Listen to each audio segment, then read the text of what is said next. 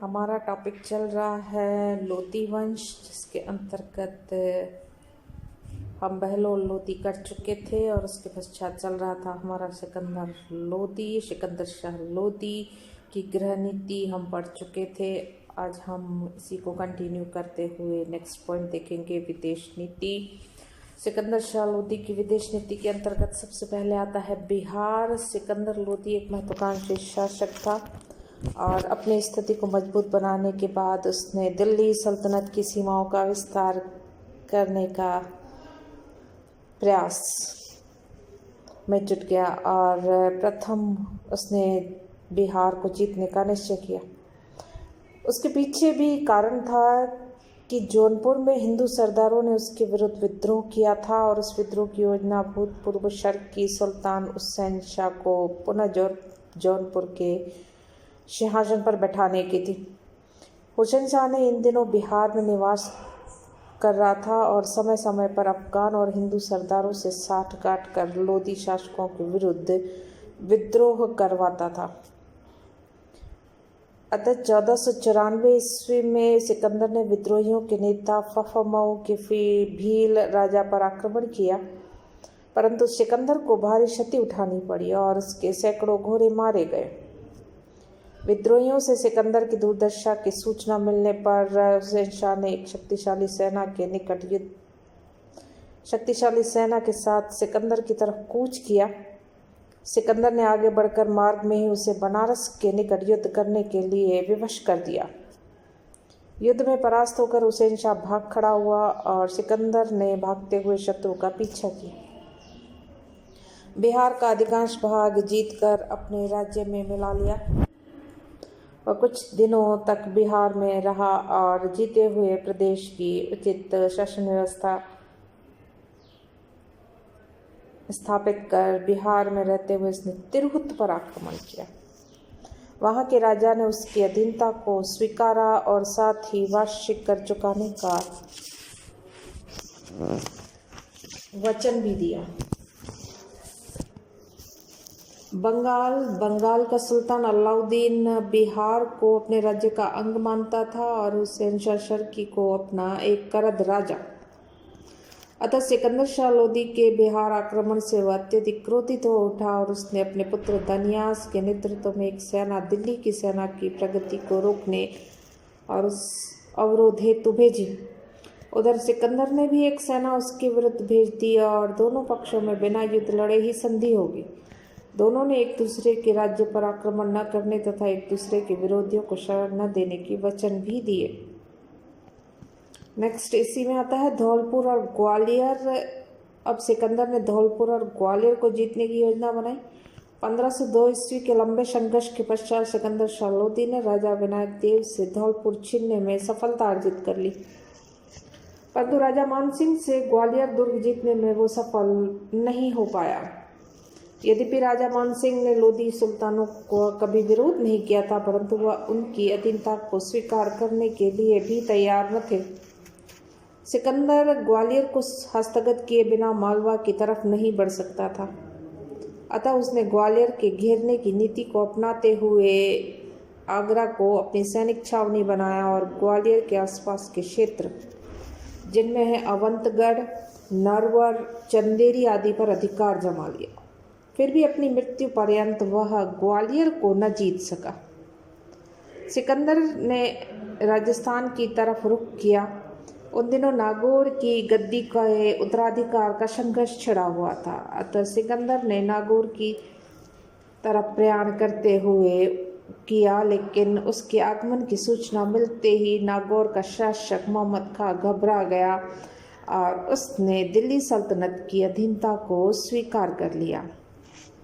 इसके बाद सिकंदर ने रणथंभौर का दुर्ग जीतने का प्रयास किया, परंतु उसे सफलता नहीं मिली और सिकंदर शाह लोदी निरंतर जिस तरह से सैनिक अभियान कर रहा था, जिससे स्वास्थ्य उसका नष्ट हुआ और मालवा पर आक्रमण करने की दृष्टि से वह बयाना गया हुआ था और बयाना से वापस आते ही बीमार पड़ा।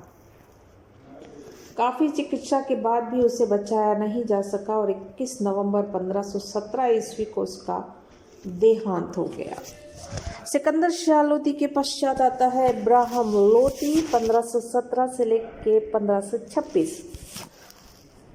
इब्राहिम लोदी का राज्यारोहण देखें तो सिकंदर की मृत्यु के पश्चात अफगान सरदारों ने नए सुल्तान के चयन के लिए विशेष एक बैठक बुलाई। वैसे तो मृतक सुल्तान के अनेक पुत्र जीवित थे, परंतु दावेदार दो ही थे, एक इब्राहिम लोदी और दूसरा राजकुमार जलाल। इब्राहिम सबसे बड़ा पुत्र था और एक पराक्रमी सैनिक और सेनानायक भी। राजकुमार जलाल कालापी और चंदेरी का सूबेदार था और वह भी इस अवसर पर अपने समर्थक सरदारों के साथ राजधानी में उपस्थित हो गया। अफगान सरदार केंद्रीय सत्ता को निर्बल बनाए रखना चाहते थे और जिससे वे अपने अधिकारों को बनाए रख सके और बढ़ा सके। उन्होंने साम्राज्य का विभाजन करने का फैसला कर लिया और उन्होंने सर्वसम्मति से इब्राहिम लोदी को दिल्ली सल्तनत का सुल्तान स्वीकारा और राजकुमार जलाल को जौनपुर के शर्की राज्य का स्वतंत्र शासक भी बना दिया। इब्राहिम साम्राज्य विभाजन का विरोधी था, परंतु स्थितियां जो उपस्थित थी उसमें वे सरदारों के निर्णय के आगे झुक गया और 21 नवंबर 1517 ईस्वी को वह सिंहासन पर बैठा। इब्राहिम लोदी की गृह नीति में अगर हम देखें तो सबसे पहले आता है राजकुमार जलाल का दमन। रापरी के सूबेदार खाने जहां लोहानी ने भरे दरबार में साम्राज्य विभाजन की मूर्खतापूर्ण नीति की कटु आलोचना की थी। चूंकि जलाल अपने समर्थकों के साथ दिल्ली से जा चुका था और अन्य उपस्थित अमीरों ने भी खाने जहां का समर्थन किया और इब्राहिम पहले से ही इस व्यवस्था का विरोधी था, अतः यह तय हुआ कि राजकुमार जलाल को वापस दिल्ली आने को कहा जाए। परंतु जलाल को इसमें किसी षड्यंत्र का संदेह हो गया और उसने दिल्ली जाने से इनकार कर दिया। इस पर जौनपुर क्षेत्र के सभी अमीरों एवं अधिकारियों के नाम इब्राहिम लोदी की ओर से एक शाही फरमान जारी कर उन्हें चेतावनी दी गई कि वे जलाल के किसी भी आदेश को न माने और केवल उन्हीं लोगों को अपने मौजूदा पदों पर स्थायी किया जाएगा जो दिल्ली के शाही फरमान का पालन करेंगे।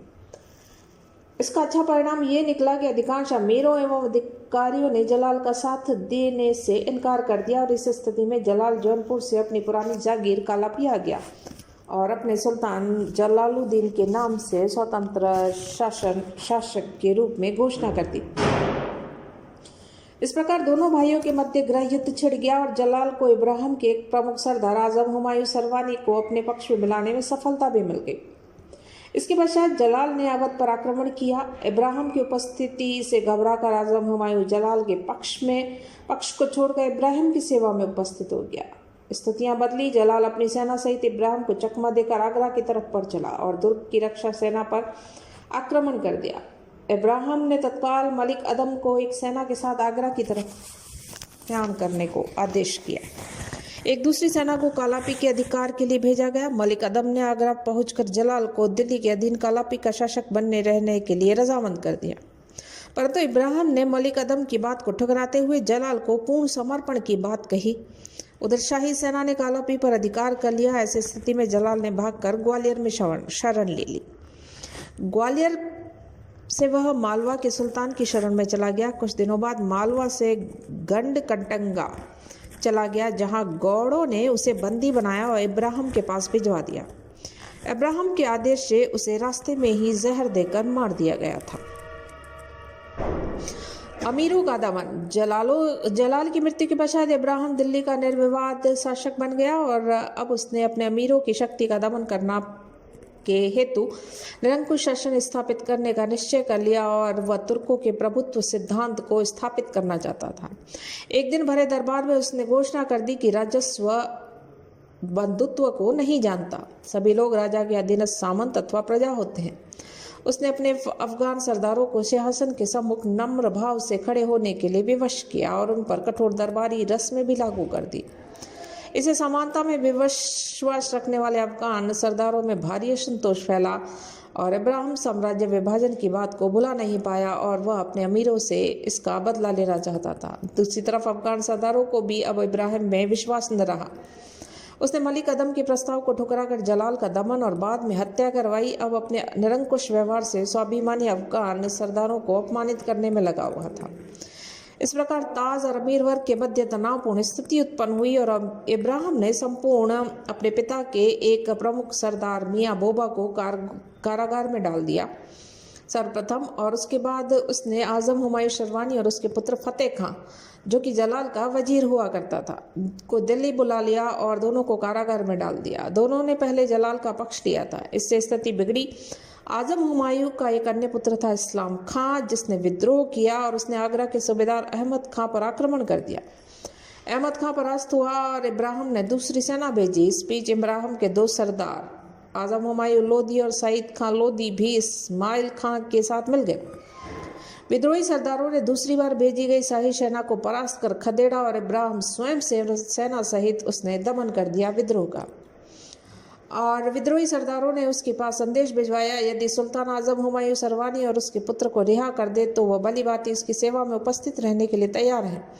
परंतु इब्राहिम ने उसकी मांग को ठुकरा दिया और इस पर युद्ध अनिवार्य हुआ और अफगानों का यह आपसी युद्ध स्वयं उनके अस्तित्व के लिए बड़ा हानिकारक सिद्ध हो चुका हुआ। इस युद्ध में इस्माइल खां सहित अनेक अफगान अमीर मारे गए और इब्राहिम जीत गया, परंतु आगे चलकर इसकी कीमत भारी उसे चुकानी पड़ी। इब्राहिम ने विरोधी अमीरों की जागीरें छीनकर अपने समर्थकों को प्रदान कर दी। इस सफलता ने इब्राहिम को और अधिक निरंकुश बना दिया और साथ ही अहंकारी भी। कारागार में आजम हुमायूं सरवानी और मियाँ भोबा की मृत्यु हो गई। इस पर सरदार पुनः चौकन्ना हुए, क्योंकि उन्हें उसमें सुल्तान का हाथ लगा। इब्राहिम के इशारे पर चंदेरी में एक अन्य प्रमुख सरदार हुसैन का फरमूली को मौत के घाट उतार दिया गया और सुल्तान ने हत्यारे को जागीर देकर पुरस्कृत किया। इसके साथ इब्राहिम ने असामान्य अफगानों को उच्च पद एवं जागीर देकर अपने प्रति निष्ठावान लोगों को संगठित करने का प्रयास किया। इससे पुराने अफगान अमीरों को यह विश्वास हो गया कि सुल्तान उन पर सभी को समाप्त करना चाहता है। इस परिणाम ये निकला कि अमीर जो अब तक इब्राहिम के समर्थक बने हुए थे, उसके विरोधी बने और बिहार के सूबेदार दरिया खान लोहानी और खान जहां लोधी के विद्रोह कर दिया। बहुत से अमीर विद्रोहियों से जा मिले। थोड़े दिनों बाद दरिया खां की मृत्यु हो गई। पुत्र बहराम खां ने विद्रोहियों की एकता को जारी रखा और उसने अपने आप को मोहम्मद शाह के नाम से बिहार का स्वतंत्र सुल्तान घोषित कर दिया।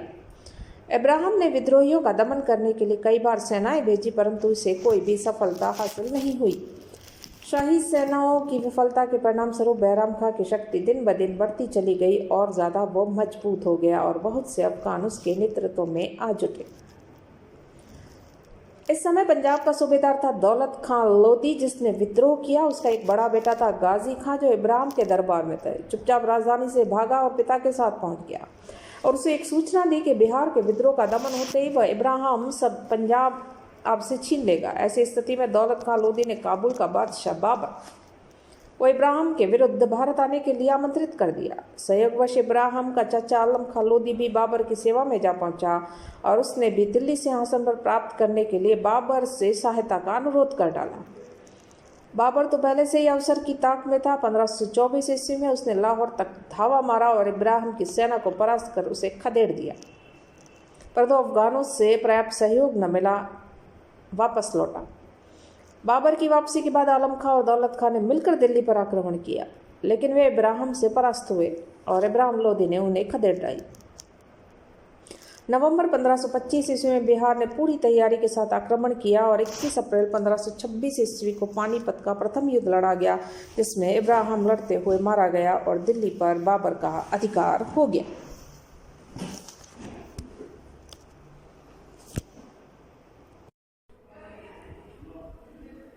हमारा टॉपिक चल रहा है लोधी वंश, जिसके अंतर्गत हम बहलोल लोधी कर चुके थे और उसके पश्चात चल रहा था हमारा सिकंदर लोधी, सिकंदर शाह लोधी की गृह नीति हम पढ़ चुके थे।